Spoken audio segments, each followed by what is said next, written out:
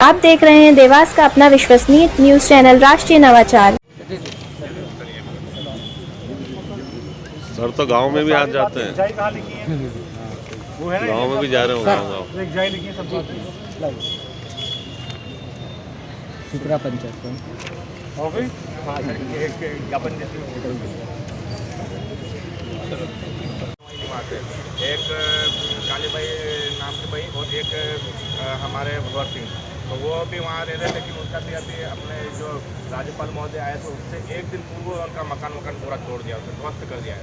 उनको ना तो नोटिस दी कि यार अपन आपका घर तोड़ रहे हैं। तो सर मेरी बात सुनो, ऐसे में तो सर हम सारे आदिवासी ये देश छोड़ के जाना पड़ेगा, क्योंकि मेरा घर भी है शादी में, मैं खुद भी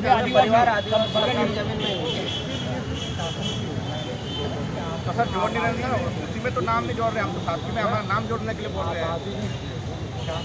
जमीन के घर कभी नहीं अनुमति किसकी मिलती है?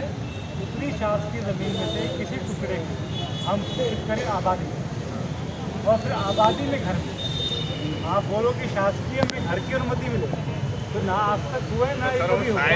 प्रश्न ये उठता है कि उसी मकान से लगे हुए 2-4 मकान और पक्के बने हुए साइड में इधर है ना, वो दूसरे लोगों के, तो वो मकान क्यों नहीं तोड़े? केवल आदिवासी लोग क्यों नहीं तोड़े?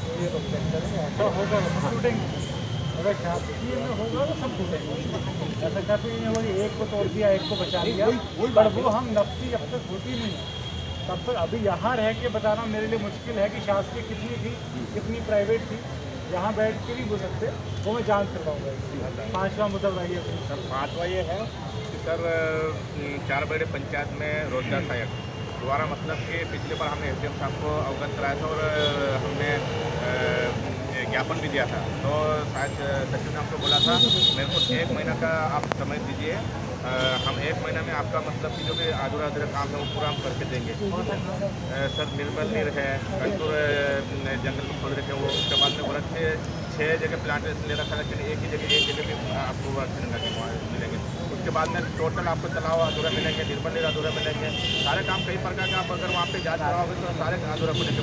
राशि संपन्न 4 बड़ी पंचायत, लेकिन राशि संपन्न निकल गई है उनकी पूरी, राशि पूर्ण होती है। नहीं वो तो सरकार है, ऐसा कुछ भी नहीं है वहाँ पे। और सर एक ये हमारा चांगलाखेड़ा पंचायत ये अपने ये मुकुंदगढ़ पंचायत का सर, ये इसमें भी क्या है सर कि इनका मतलब 4 से 5 लेडीज़ के जो डिलीवरी होती है, मतलब एक लेडीज शांति हो चुकी है और बच्चे जो डिलीवरी होने से पहले हो जाते हैं, क्योंकि वहाँ पे रोड ही नहीं आज दिन आता और मजरे को जोड़ने के लिए हाँ हम ग्रेवल रोड कोई सा भी रोड बना दे, वो फास्ट जनसंख्या अनुसार पूरी पंचायत ही है, लेकिन बात ये है कि वो फर्स्ट जगह के कारण वो मिल नहीं पा रही है। किलोमीटर कहाँ जाने के लिए जब से आज तक सर 8 दिन से वहाँ पे रोड नहीं बना। हम ये समझते हैं कि अगर 250 या 500 की 800 है सर, 800 है। हाँ सर 800 में जनसंख्या है वहाँ पे। नहीं सर 500 की जनसंख्या पे तो प्रधानमंत्री ग्राम सड़क बनी है, शुरू तो छोड़ दो, प्रधानमंत्री जो पक्की रोड होती है डामर वाली 500 की जनसंख्या पे तो वो बनी हुई है। सर आप चेक करवा सकते हो। आप बोल रहे हो शायद भारत के कुछ मूल निवासियों के वंशज हैं जो देश के विभिन्न हिस्सों में विशेष रूप से दक्षिण राजस्थान, महाराष्ट्र, मध्य प्रदेश आदि में रहते हैं। ये ज़्यादातर आदिवासी लोग हैं और कई के बावजूद अपने कई आदिवासी रीति रिवाजों को संरक्षित करने में कामयाब रहे हैं। अन्य समुदाय के उत्पीड़न और अत्याचार ये है। 27 नंबर विशाल कुल्फी सेंटर का पास उधर के सामने। हमारे लिए इस मुद्दे में और विवरण में जाना आवश्यक नहीं है, लेकिन ऊपर वर्णित तथ्य निश्चित रूप से इस दृष्टिकोण का समर्थन करते हैं कि भारत में रहने वाले लगभग 92% लोग अप्रवासी के वंशज हैं। हालांकि अधिक शोध की आवश्यकता है ना। अब इसका एक 34 नंबर लास्ट है सर। हालांकि भारत में सभी समूह या समुदायों को औपचारिक समानता देने से वास्तविक समानता नहीं होगी। ऐतिहासिक रूप से वंचित समूह को विशेष सुरक्षा और सहायता दी जानी चाहिए ताकि उन्हें उनकी गरीबी और निम्न सामाजिक स्थिति से ऊपर उठाया जा सके। यही कारण है कि हमारे संविधान में इन समूह के उत्थान के लिए अनुच्छेद 15(4), 15(5), 16(4), 16(a), 46 आदि में विशेष प्रावधान किए गए।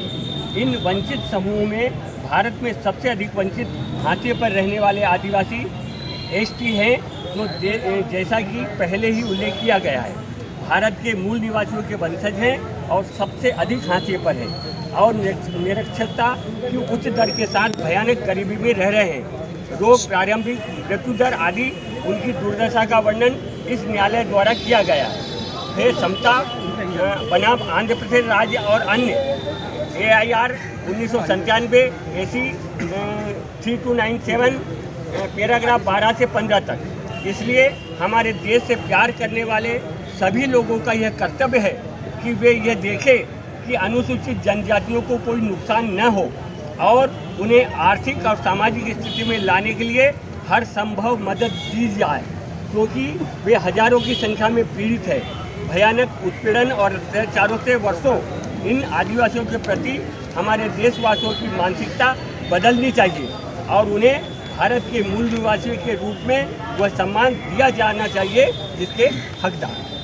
जी सर, सुप्रीम आप कोई भी मतलब जांच करवा पूरे सकते गाँव में रहेंगे। सर, गोपालपुरा में 4 से लगा के 5 घर में लाइट है, बाकी 3 मोहल्ले में लाइन है, कम से कम 2 लाइट किलोमीटर नहीं है या आज बंद पड़ा? लाइन नहीं है, पोल ही नहीं, नहीं आज तक पोल ही नहीं है, लगा। पोल ही नहीं लगा है, रोड भी नहीं है। आप बिल्कुल जांच करवा सकते हो, पोल ही नहीं है।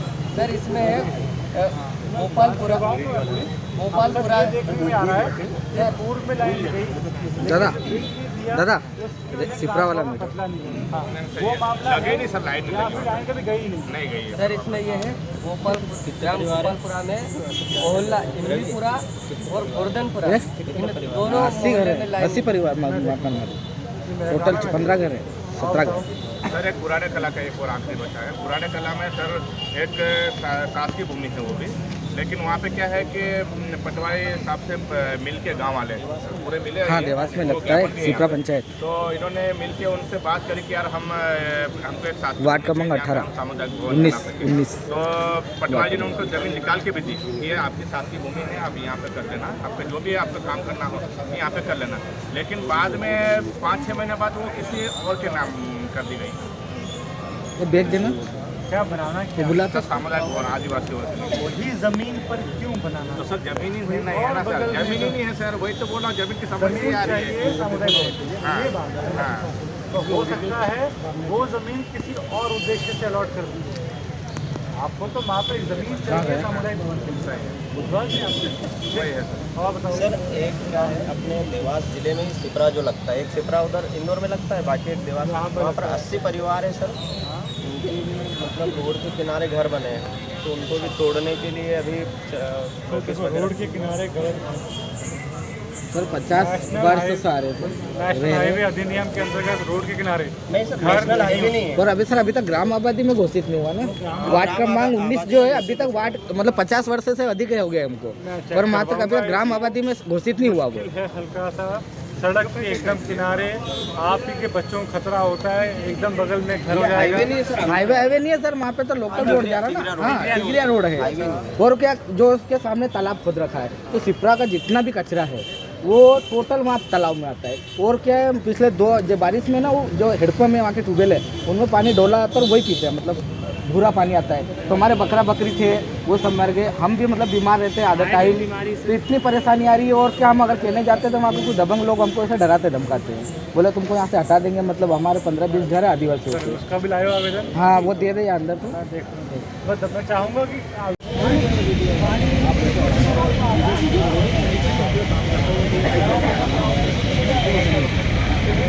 जगह सरकारी है, वो जगह हमारी है। आदिवासी एकता जिंदाबाद, जिंदाबाद, जिंदाबाद। चाहे भूखे मरेंगे लेकिन ऐसे नहीं उठेंगे।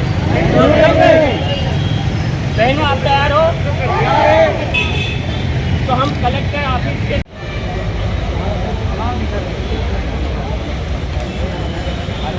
रवि को लगा दो।